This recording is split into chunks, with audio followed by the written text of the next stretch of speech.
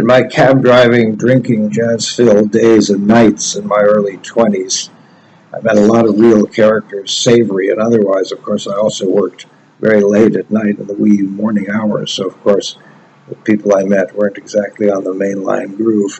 One of my favorite memories of that period was a guy named Szabo, who hung around the same German restaurants that I did on Robson Street. Today, Robson Street is, all high-end corporate stores, and it's populated largely by tourists from mainland China and students from Korea and so on. But in those days, it really was Robsonstrasse and lots of German shops and restaurants. And Anna, who ran this famous shop, made just the greatest food and the cheapest.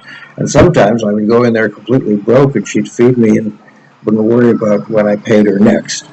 That's the kind of place it was. Szabo was a steel worker and a union leader, and his basic concerns, of course, were work and making sure that his people were well taken care of.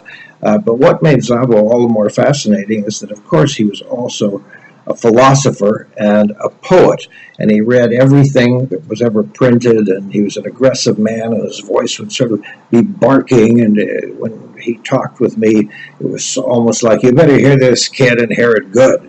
And he adopted me as a sort of protege. He was about 10 or 15 years older than I. He adopted me as a sort of protege and sparring partner. And by the way, he kind of looked like a bull. He was short, round, powerful, big hands, scarred hands, and so on. And we got along famously because I grew up in the north end of Winnipeg, which was all Jews and Ukrainians, and standing under street lamps on snowy nights and arguing was basic to us. When we weren't laughing, we were fighting. In any event, I have great fond memories of this man, and I have no idea whatever happened to him. What happened to him? Pickle. When you meet wonderful, wonderful people in your life, and you may only know them for a week on a vacation or 2 years or something, it's good to remember them from time to time and cherish these wonderful encounters.